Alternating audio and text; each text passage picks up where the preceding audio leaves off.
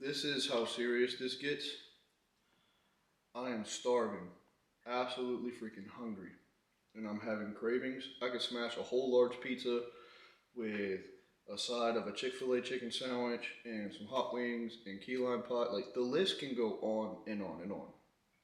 My Instagram is full of food right now. My cravings through the roof, and I'm just going to show you pretty much kind of like the dark side of prep that not a whole lot of people expose. Slim Jim wrappers are the worst.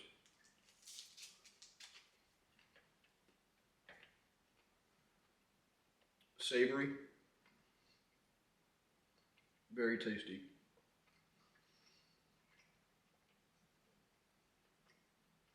Sorry, coach, I couldn't hold it.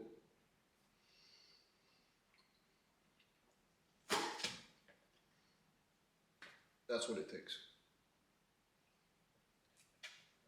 That kind of discipline. This shit sucks. But, like I say, embrace the suck. Alright, well, 4th low carb day in a row. We are officially 5 weeks out today. So, feeling a little drained. Sleep hasn't been the greatest, just because working at the station, getting woke up in the middle of the night, running some calls, so on and so forth. But at the end of the day, we're here, we're grinding, we're getting after it, we're not creating excuses.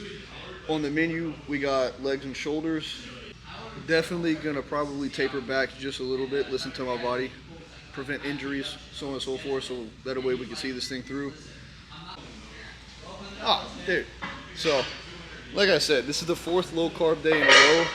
Coach allowed me to get a cheat meal last night, so I ate pretty decent. I got a bacon rancher burger, cookie for dessert, some fries, but at the end of the day, it really didn't do much.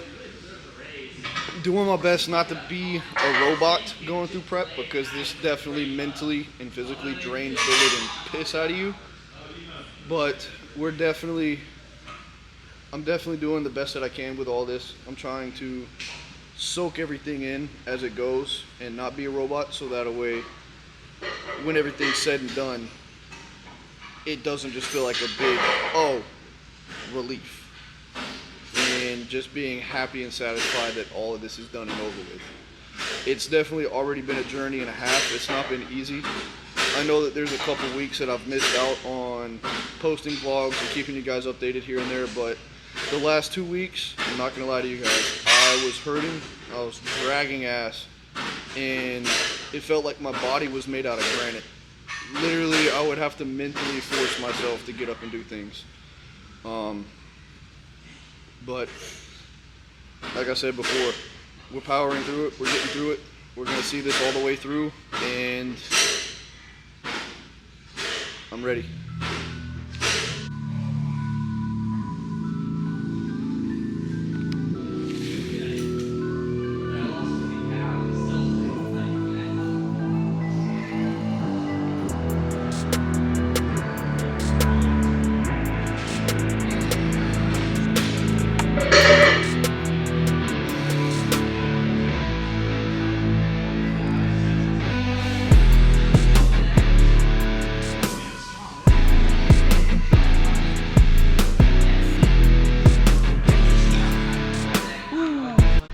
Definitely feeling flat as fuck today though. Running off 80 grams of carbs a day, you definitely start to feel it.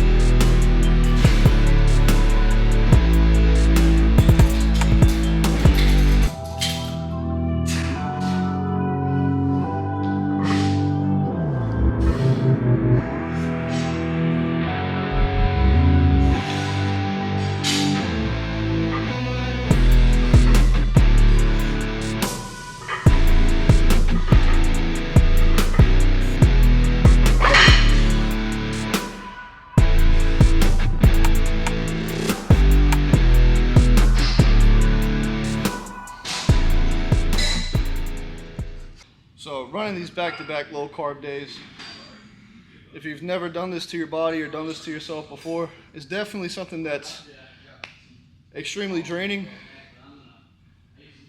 because carbohydrates is the main energy source for your body. Just don't be a bitch.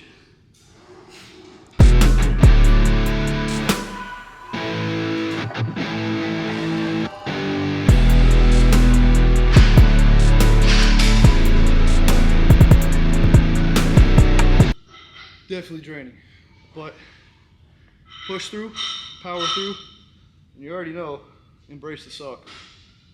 So, I know I might not seem that lively today and that energetic. Trust me, this is me lively and energetic. But, a lot of people ask me, why would you continue to put your body through this? Why do this? Why do this? This, yada, yada, yada. I'm not giving you an answer because I have to answer to you. But I do want to answer the question because sometimes, even on the rough days, I do ask myself, why do I do this? Why voluntarily put my body in my mind through this kind of pain, through this kind of misery and suffering? And the honest question is, at the end of the day, I enjoy it. I enjoy the journey, enjoy the process, enjoy the outcome, enjoy the victories, even the downfalls, because every single day there's a downfall. Even looking at myself in the mirror right now, mentally, you're gonna play a trick on yourself thinking that you don't look good enough, you don't feel good enough. That's when you gotta take a step back, reanalyze the whole process, and see how far you've came. And sometimes you gotta do that in life too.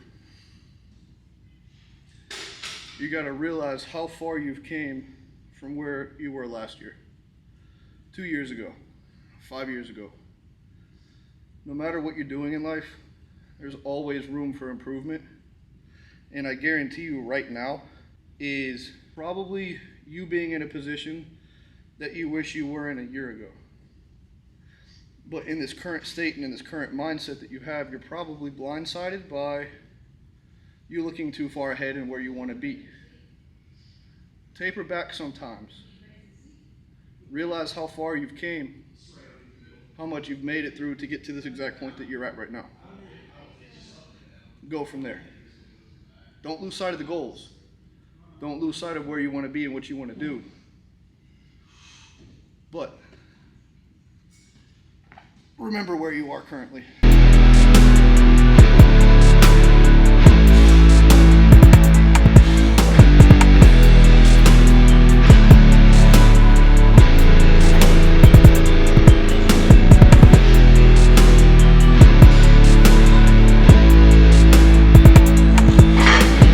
As long as you have a willpower and you have a drive, you can make anything happen.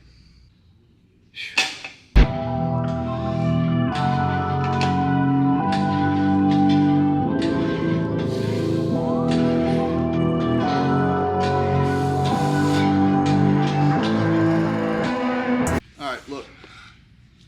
I can already see it happening in the comments. Jake, why are you using the Smith machine for Bulgarians? Why are you wrapping your knees for Bulgarians?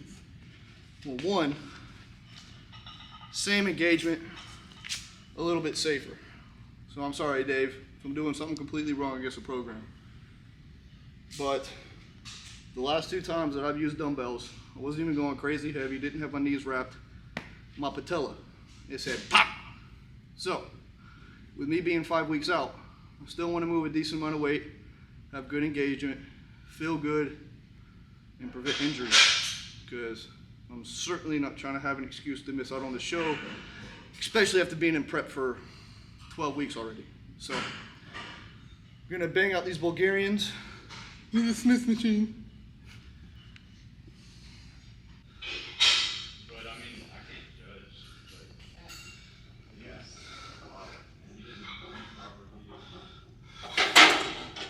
Need a little sneak peek.